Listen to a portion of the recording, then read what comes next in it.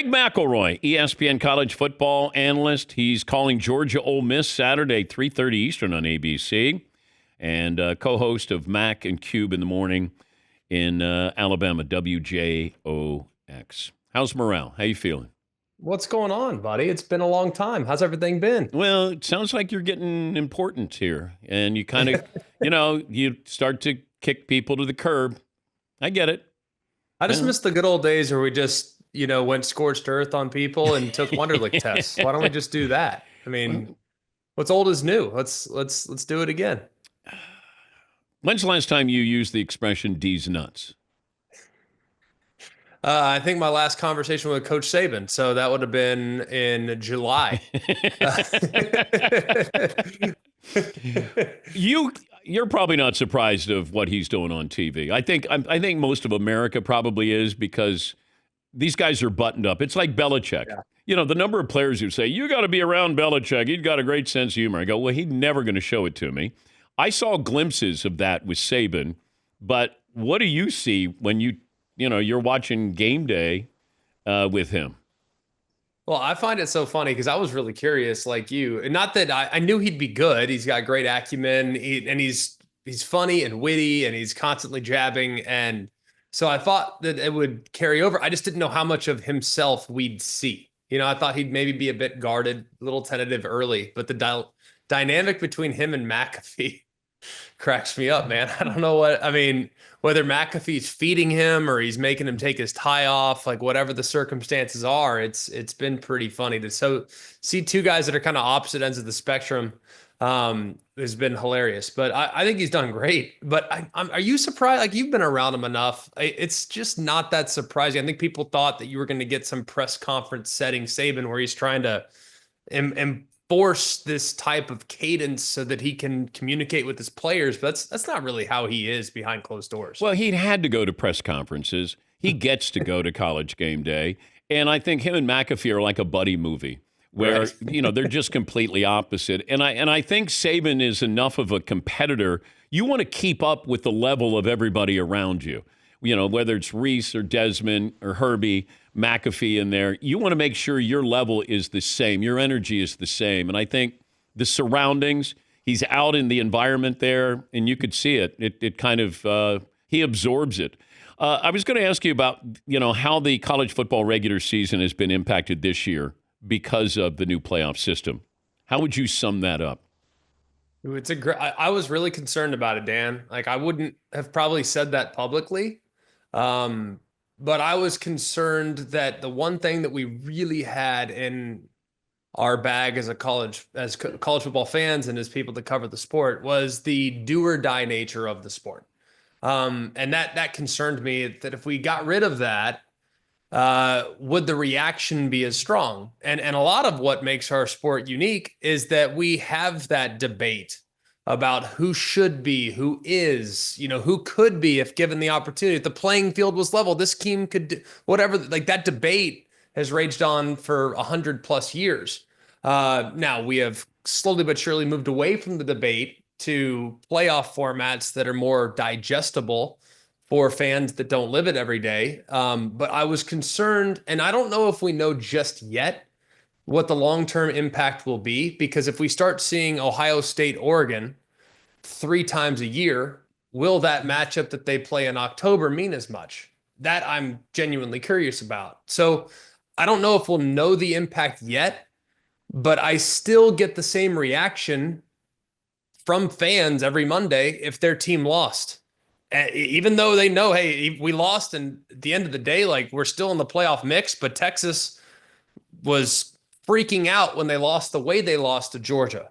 And Georgia was freaking out with the way they lost to Bama. And I'm sure Ohio State fans were freaking out with how things finished at the end at Oregon. And I'm sure Penn State feels like their life is over after last week. So the reaction is still as strong as ever, even though you're afforded opportunities to screw up and still have a chance.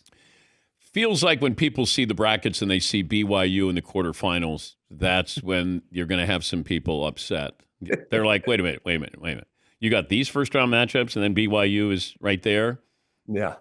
And they're going to say, here's the other thing that's funny is, and I think this will be funny, because people are going to look at it and say, hang on a second.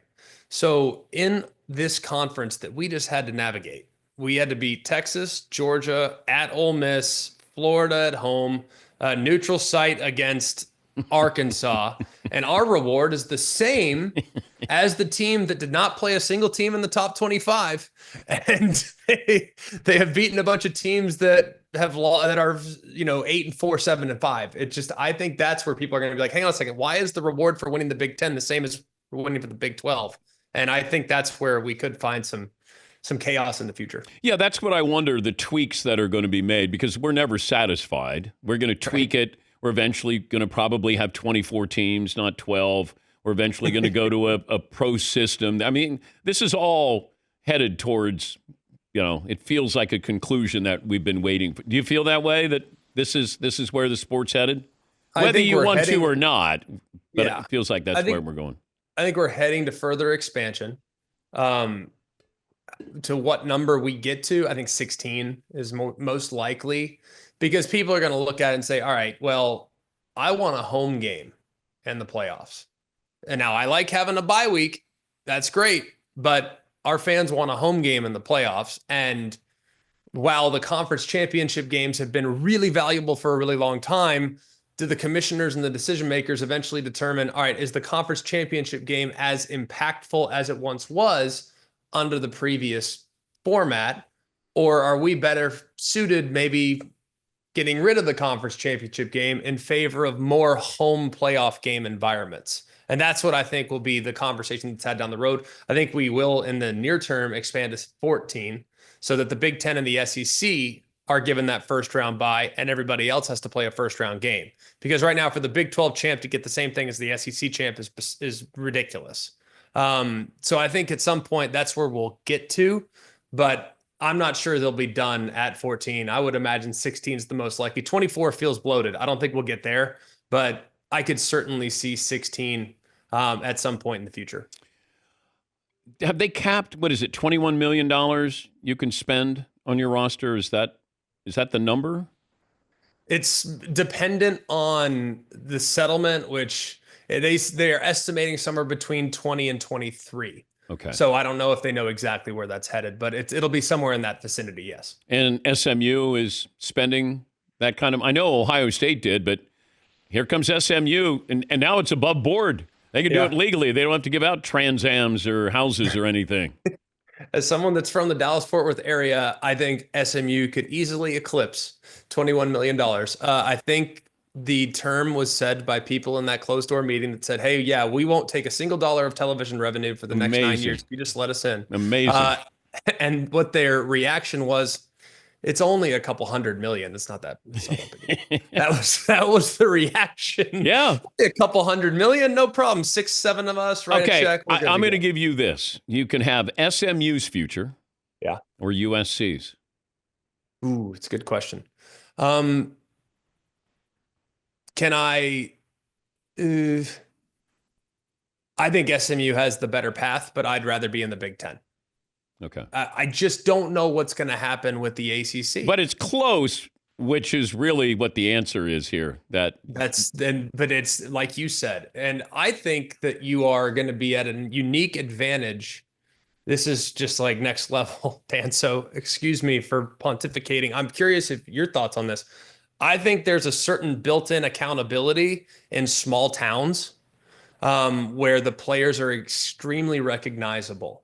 So if you're in, say, Clemson, South Carolina, it's really hard for you to, if you're making $1 million a year as the starting quarterback, it's hard for you to go out in public and live like a rock star because everybody's going to know, oh, hey, there's Cade Klubnik. He's out at the bars on the Thursday night. But at Miami or at LA or in Dallas, like you can fly under the radar a little bit. And now you can keep up with the Joneses if you're making $1 million a year. So I do have a theory that small town teams will be more successful in the long term, but that's only because of the accountability that's kind of built in a community like that.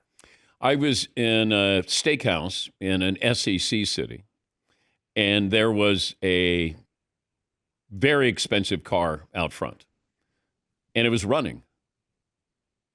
And I said to the owner, I said, whose car is that? And then he told me who it was, and it was a player for the football team.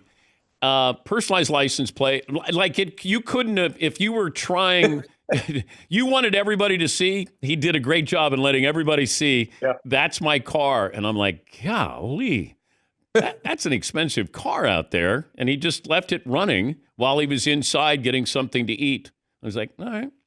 You didn't get that at Alabama, though, right? No. One, that would require an expensive steakhouse in Tuscaloosa. And at the time, we did not have that. We had a couple nice restaurants, but no, I'm talking about the car. You weren't offered anything? No, I had a 10-year-old Ford F-150 when I was in college. And my dad and I had a bet my last year that if we won the SEC, we would trade cars for my senior year. And he had a Range Rover. So I got to drive a Range Rover my last year because I won a bet against my dad. But no. Yeah, but then people probably thought, hey, did you see McElroy? 100%. Got a Range Rover? 100% right? people. And it was a company car. That was the best part. So it was good material. Look at McElroy. Yeah, everybody thought, there's McElroy. Yeah. Wins a natty. Write him a check. No, not the case. It was Dad's car. Okay. All right. I'll take your word for it. Glad you're doing well. Great to talk to you again. Great to see you, DP. Hope you're well, man. That's Greg McElroy. He won a national championship back in 2010 as the Alabama quarterback. And he's got Ole Miss and Georgia coming up at 3:30 Eastern on ABC. We're going to yes, Eden. It's cute that 15 years later he's sticking with the dad's car story. I give him commitment. I give him some, credit for the commitment. Yeah. No, what's my dad's car? I didn't. What? You think this is mine? This is my dad's car. Sometimes you forget the lies that you tell. You're like, no. Wait, what did I say? Roll Tide. To believe him. I got a Range Rover. Yeah, I got a Range Rover from my dad. Yeah, that's right. Now I remember the story.